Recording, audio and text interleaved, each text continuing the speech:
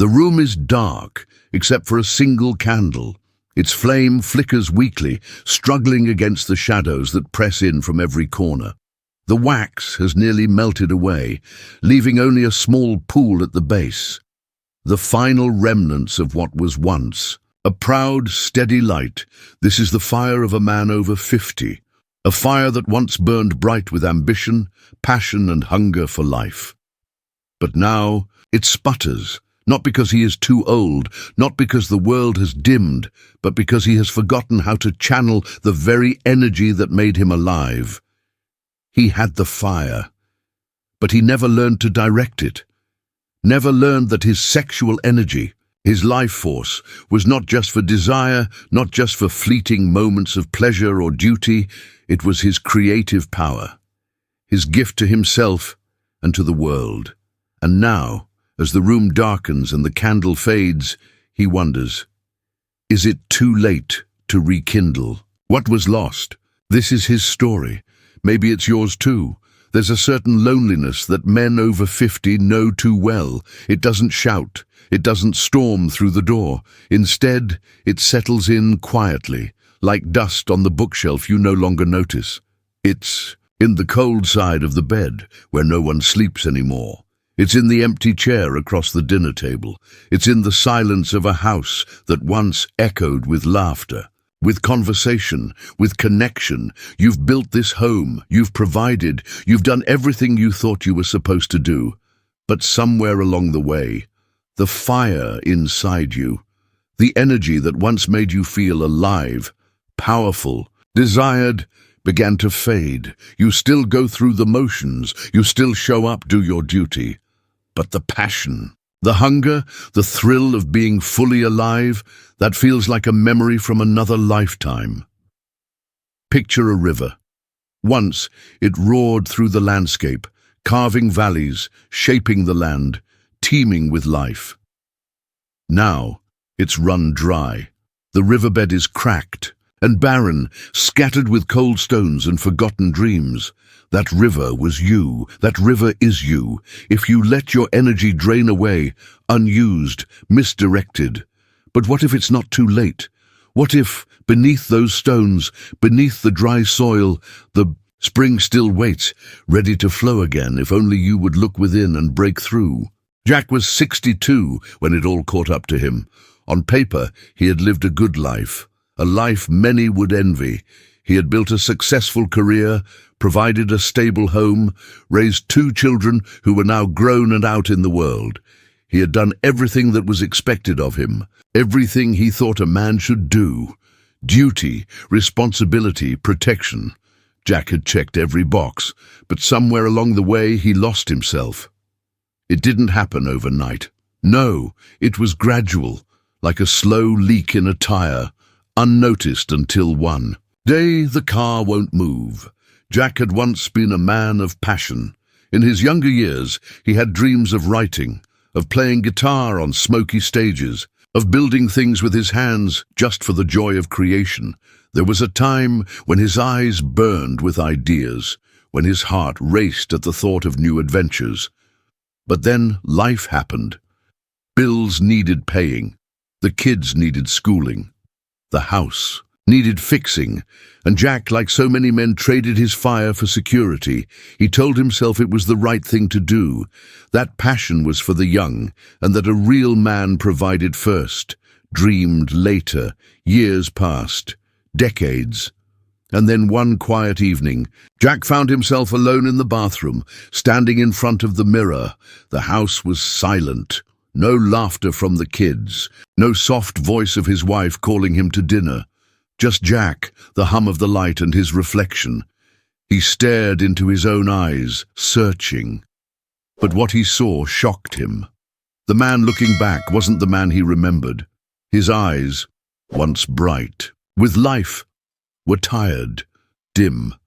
His shoulders slumped, not from age, but from the weight of years spent carrying burdens without ever setting them down. The lines on his face weren't just age. They were etchings of every time he said, maybe later, to his own dreams. And then came the moment that would haunt him. Jack reached up and touched the mirror, as if to feel some connection with the man on the other side. But the glass was cold, and in that instant Jack realized that the fire that had once burned inside him was now just embers, smothered under layers of duty, silence, and forgotten desires. He thought of Laura, his wife of 35 years. He thought of how, at first, their love had been electric, how they used to talk for hours, make love with abandon, dream together of the future. But over time, the conversations grew short, the touches routine, the dreams replaced by schedules and responsibilities. Jack remembered the last time Laura had truly laughed at something he said. Not a polite smile or a chuckle, but a real belly-deep laugh that lit up her whole face. He couldn't remember when that was, and that hurt more than anything. In the weeks that followed, Jack tried to ignore the emptiness. He kept showing up, to work, to family gatherings, to life, but inside he felt like a ghost. The man who once had so much to give had forgotten how to give to himself. Then, one day, he came home to find the house eerily quiet. On the kitchen table was a note written in Laura's familiar hand. "I need to find myself again. I hope you understand." That was it. No anger, no drama, just quiet truth.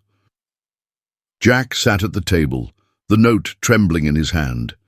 His gaze fell on the cold cup of coffee beside it, untouched since morning, and he realized he had been so busy trying to provide everything he thought she needed, that he had forgotten the one thing she needed most, him, not the provider, not the protector, but the man she had fallen in love with, the man who once dreamed, who once burned with life.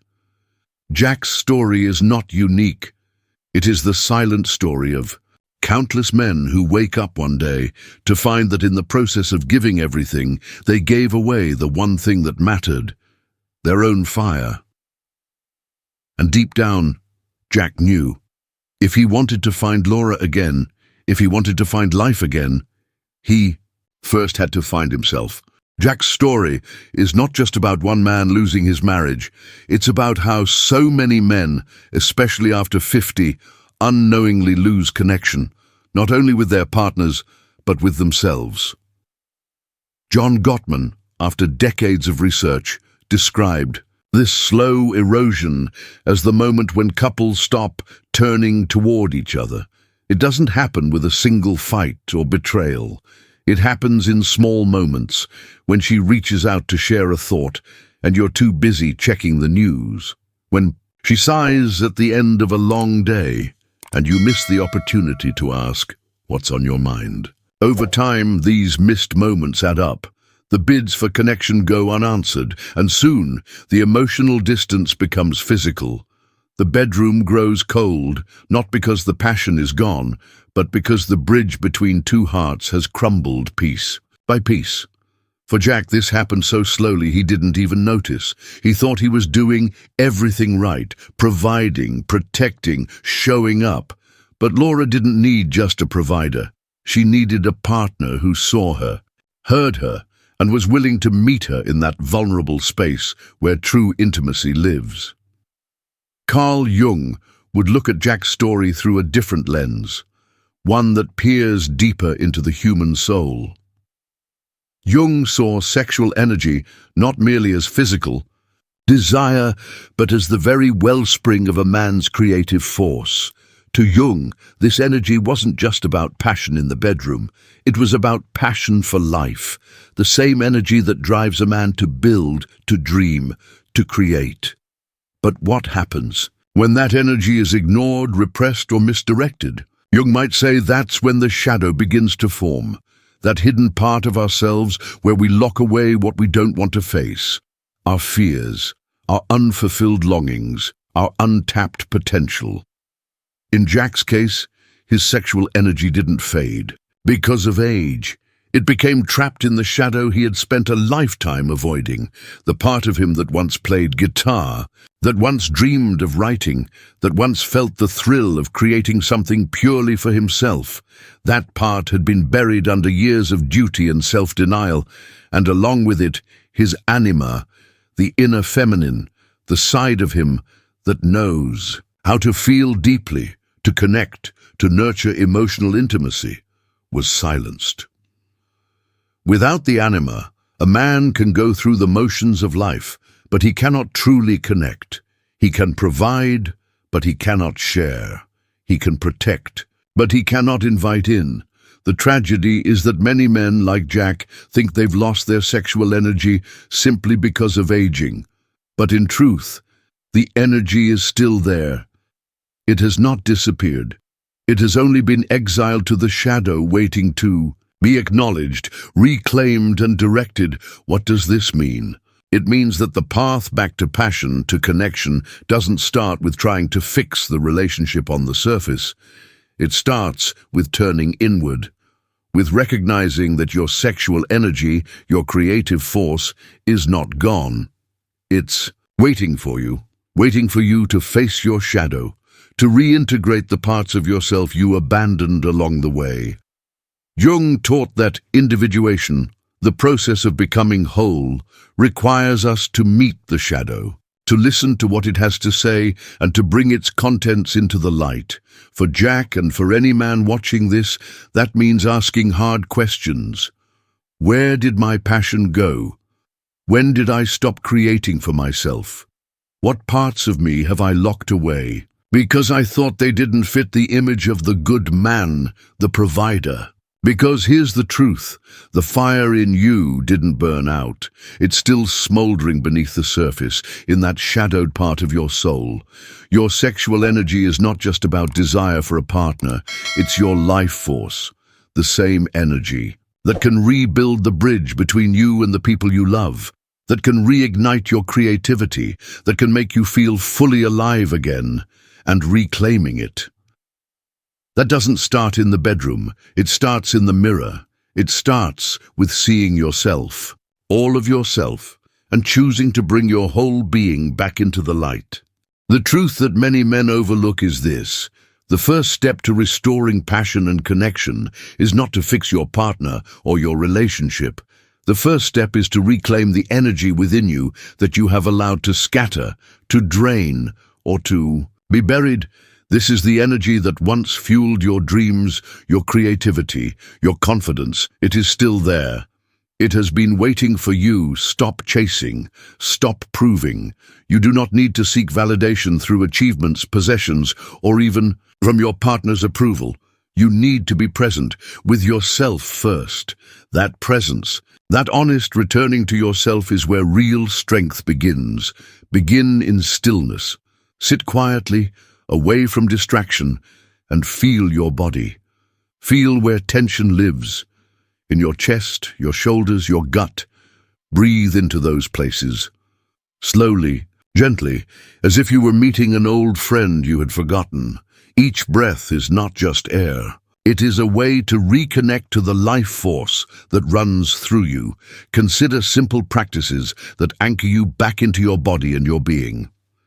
A few minutes of meditation each day, focusing solely on your breath and the sensations of your body. This is not about clearing your mind of all thought. It is about noticing what is present within you, without judgment. Another powerful path is to begin exploring your dreams. Carl Jung taught that our dreams are direct messages from the unconscious, where our anima and shadow reside. Keep a journal beside your bed. When you wake, write down any images, feelings, or fragments of dreams that you recall.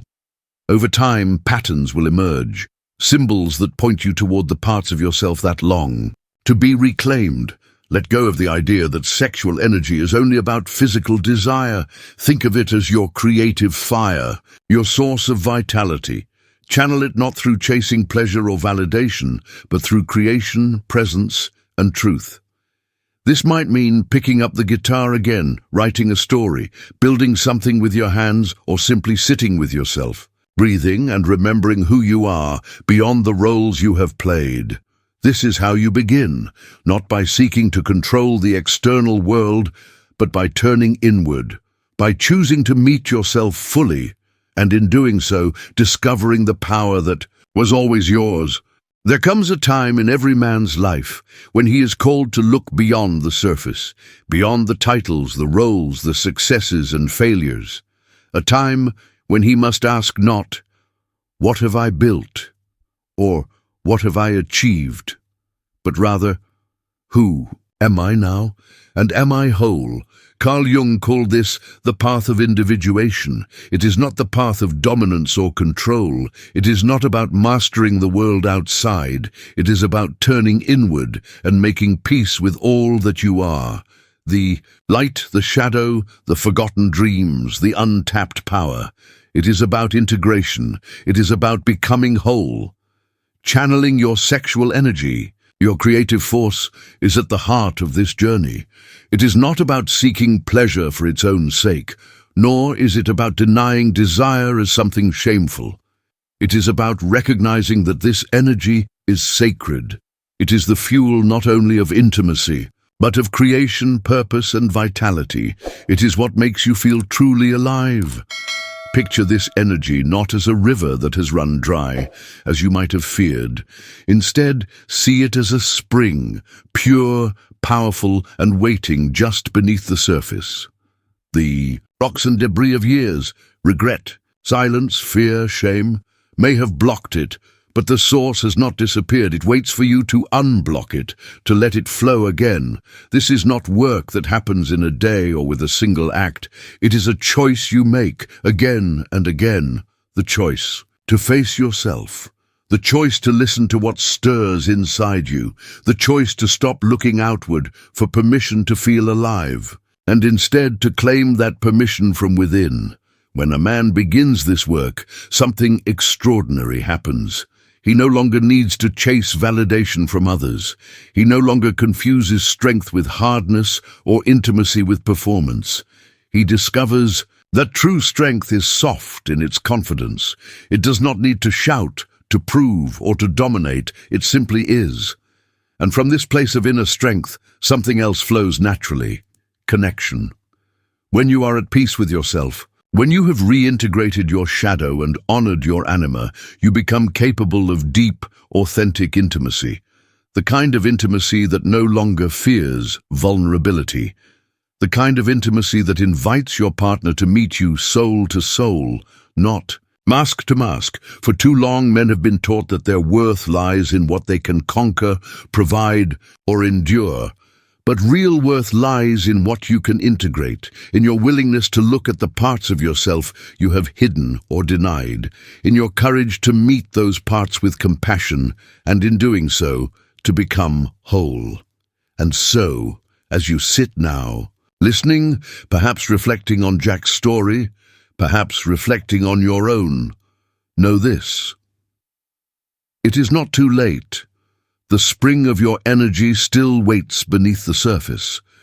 The work of individuation, of reclaiming your fire, of channeling your sexual and creative force, is not behind you. It is ahead of you. And every breath, every moment of honest self-reflection brings you closer to that source. This is not about winning her back. This is about winning yourself back, about becoming the man you were meant to be, whole, unmasked, real, about standing in the truth of who you are, without apology, without pretense. And when you do, you will find that the world around you changes, not because it bends to your will, but because you meet it as a man who knows his own strength, a man who no longer fears his own depths, a man whose energy flows freely, no longer trapped, no longer hidden. That is the journey. That is the awakening. And it begins the moment you decide to stop searching outside and start coming home to yourself. Now I want to turn this over to you. Take a moment, breathe, and ask yourself, when was the last time you felt truly alive as a man? Not just going through the motions, not just fulfilling your duties or meeting expectations, but when did you last feel your energy flowing freely? When did you last feel passion, curiosity, that spark that made you feel awake in your own skin? If the answer is "I can't remember," you're not alone. So many men find themselves in this place, quietly wondering if the fire has gone. Out for good, but here's the truth, it hasn't. That energy, that life force is still within you, and the first step to reclaiming it is to speak, to break the silence that has weighed you down for too long. So I invite you, share your story. Below, when did you feel your energy most alive? Or when did you begin to feel it slipping away? Your words could help another man take his first step on this journey. Your courage to share could be the light that guides someone else home to himself. Let's build a space where men can speak their truth without judgment, where we can remind each other you are not alone and it is never too late to begin again.